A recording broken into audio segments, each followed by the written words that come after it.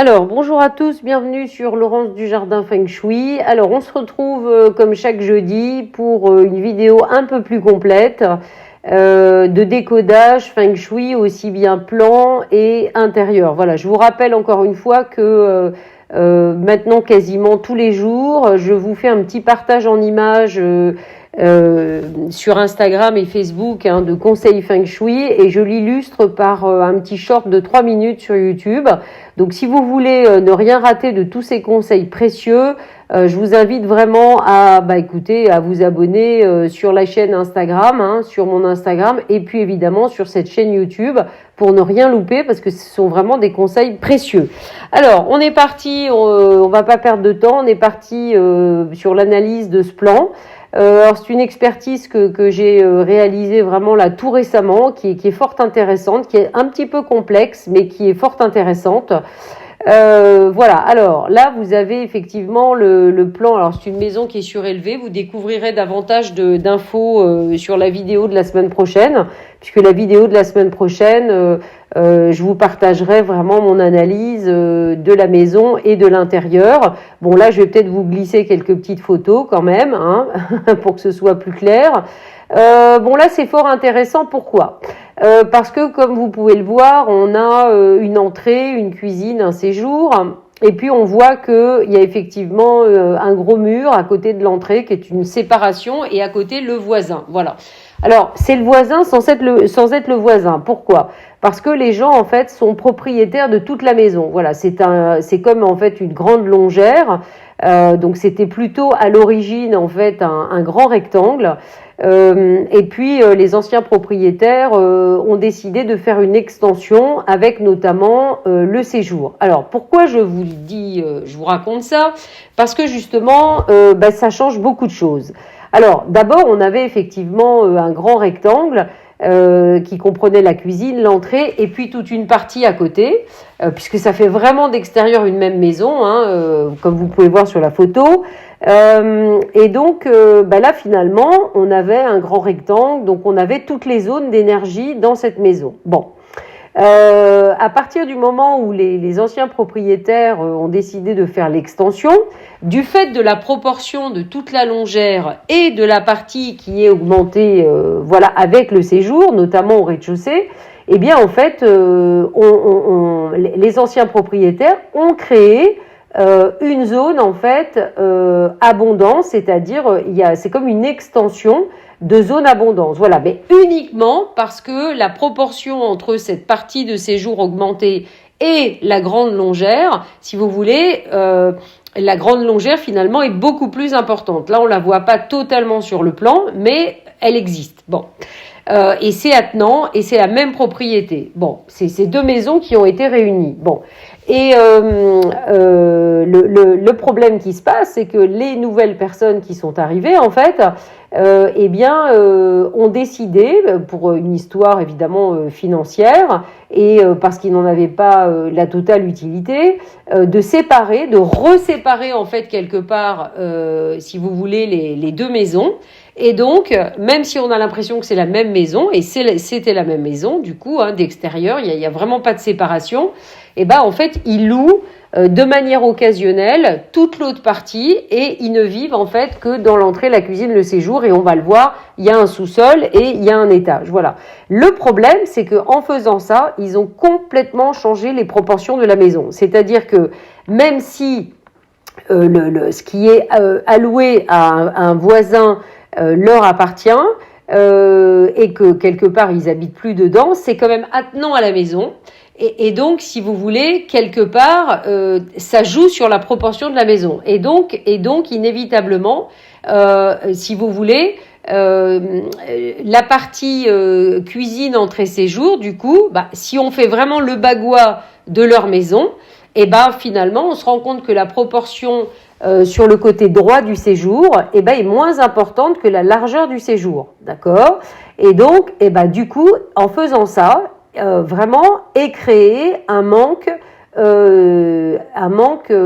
important en amour et en projet. Voilà. Donc et ça c'est uniquement parce que du coup on ne prend en compte que la maison qu'ils habitent parce que l'autre partie ne leur appartient plus. Vous voyez, donc en même temps, cette partie voisin, quelque part, bloque un petit peu le côté aide extérieure, hein, puisque ça touche cette partie-là. Mais du coup, on n'est pas censé la prendre en compte quand même pour le bagouage général de la maison. Donc là, en l'occurrence, voilà. Donc évidemment, finalement, en allouant une partie de la maison, c'est comme si quelque part, inconsciemment, ils s'étaient démunis d'une partie de maison qui probablement leur appartient, vous voyez, puisque notre maison c'est nous, et en fait en faisant ça, ils ont créé un manque dans des zones évidemment qui sont très importantes. Alors quand on sait en plus que la maison, l'ouest se situe quasiment exactement entre l'aide extérieure et les projets, on peut imaginer que l'ouest étant donc, je vous le rappelle, l'orientation où on trouve les plus grosses problématiques, en fait, du coup, on peut se dire que cette maison va effectivement apporter des difficultés dans les projets, dans l'avenir, dans l'aide extérieure. Ça veut dire, quelque part, dans tout ce qui nous relie à l'extérieur, toute l'énergie qui peut venir, en fait, de l'extérieur.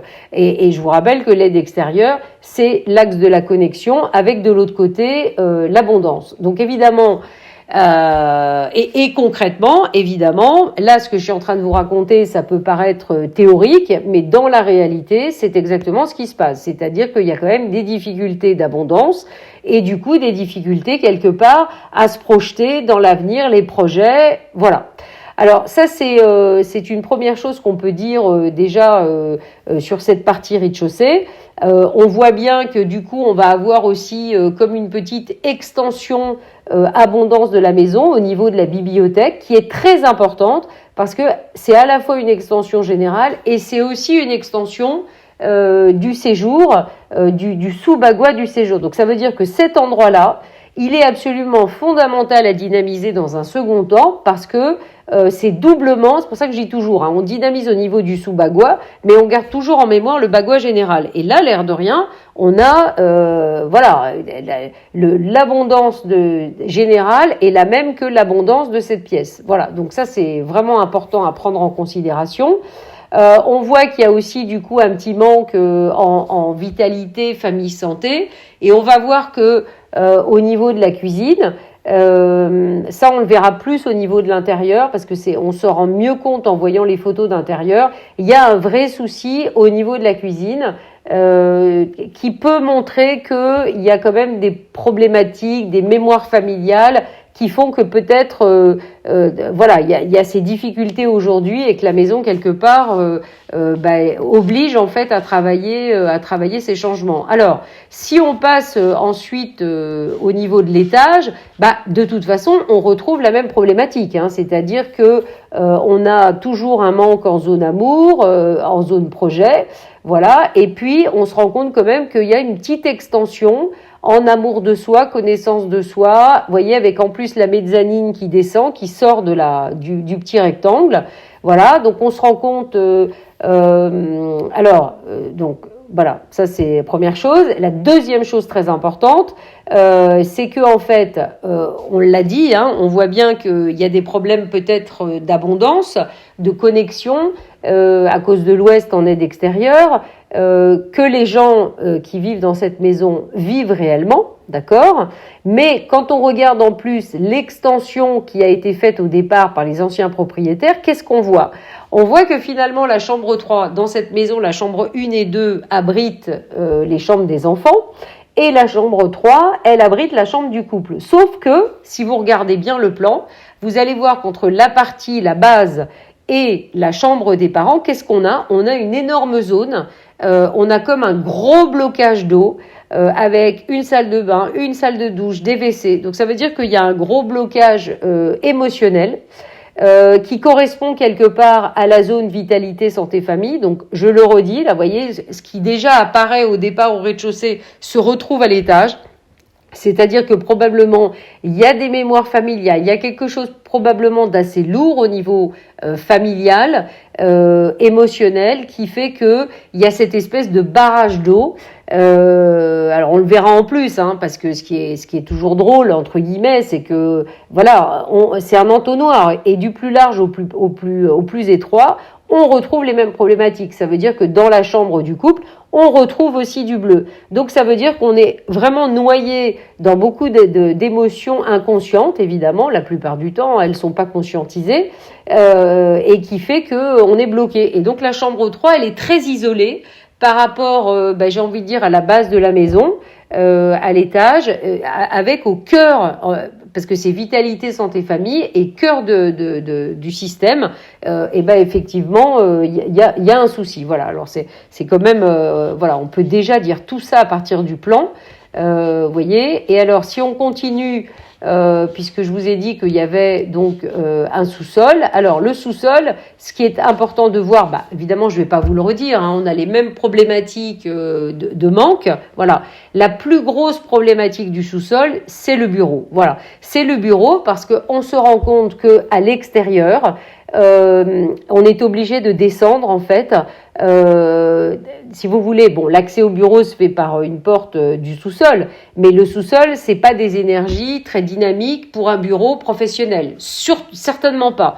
Pourquoi ? Parce qu'un sous-sol, c'est les mémoires profondes. Alors, si vous travaillez dans les mémoires profondes, vous allez avoir du mal à vous relier à l'extérieur. En plus, on a vu que l'Ouest est entre l'aide extérieure et les projets, qu'il y a un manque en projet, etc. Donc, il y a vraiment besoin de remettre une dynamique. Et là, on voit que non seulement il est en sous-sol, mais que en plus en extérieur, on est obligé de descendre et qu'en fait il y a des barreaux. Donc c'est vraiment, on sent vraiment une énergie et vraiment une symbolique d'emprisonnement. Et on est emprisonné vraiment dans les émotions, dans quelque chose qui fait qu'on peut pas sortir. Alors quand on sait que par rapport à la situation, la personne en plus est au chômage, il y a une difficulté parce que voilà, le couple, il y a qu'un salaire sur les deux, etc. C'est vraiment, on se rend compte vraiment de l'importance d'analyser en feng shui sa maison parce que on peut vraiment comprendre les difficultés qu'on vit dans le moment présent et du coup on peut y remédier parce que bien sûr qu'il y a des solutions qu'on peut appliquer et qu'on va appliquer dans la maison, mais surtout cette prise de conscience va faire que probablement on va être amené à démarrer un vrai travail sur soi. Je vous rappelle qu'on est dans une énergie très très spéciale en 2026 de grand démarrage et le 20 février prochain, c'est le reset, c'est le point zéro, c'est la planète Saturne qui retrouve Neptune au point zéro du Bélier, le Bélier premier signe du zodiaque.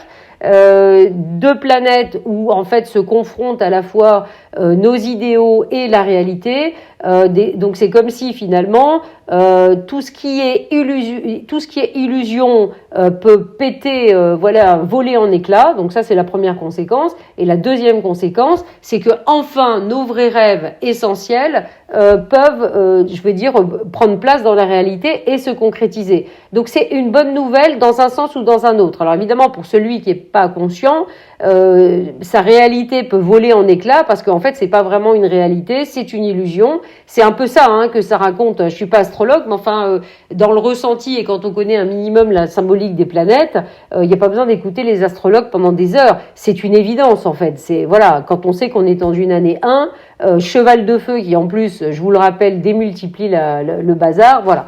Donc là vous voyez que rien qu'entre le plan de cette maison, toutes les informations et alors ce que j'ai envie de dire terminerai par là. Donc c'est vrai qu'il y a des priorités évidemment et une des priorités quand on voit le bureau et donc la situation, c'est de dire c'est pas dynamiser le bureau, non, il faut partir de ce bureau et le mettre ailleurs. Et notamment, moi, ma préconisation, ça a été évidemment tout de suite, immédiatement, comme le séjour, il y a vraiment de la place, la bibliothèque qui est vraiment une zone qui doit être libérée, qui doit être ouverte au maximum parce que c'est une zone abondance extrêmement importante. On verra, je vais vous montrer la photo quand même. Il y a un grand meuble. Moi, j'ai carrément préconisé de faire sauter le meuble, de lui trouver une autre place, mais certainement pas de bloquer l'abondance. Hein. Toutes les zones doivent être libérées, surtout en hauteur. On peut mettre évidemment des meubles à mi-hauteur et des belles symboliques au-dessus, mais là il faut faire sauter la bibliothèque et par exemple installer un bureau, voilà, donc il y aura la lumière, on est dans l'abondance et là on respire, on ouvre les vannes, il se passe quelque chose. Là c'est absolument un impératif, voilà. Donc écoutez, voilà, c'est une vidéo d'habitude, c'est un peu plus long, mais je veux pas non plus faire des analyses gigantesques. Je vous retrouve jeudi prochain pour la suite, pour la dynamique. Je vous rappelle que vous avez jusqu'au 17 février, donc le 17 février, c'est quand? C'est mardi de la semaine prochaine.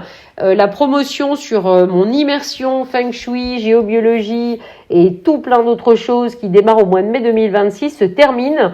Donc vous avez encore la possibilité de vous inscrire à ce prix vraiment préférentiel pour un voyage de 8 mois, toutes les semaines des nouvelles informations en vidéo, en PDF, des lives, etc. Ça va être extrêmement riche et ça va vraiment vous aider à générer une nouvelle réalité dans cette année 2026 de grandes transformations. Voilà, donc si vous avez besoin d'infos, vous n'hésitez pas, contactez-moi.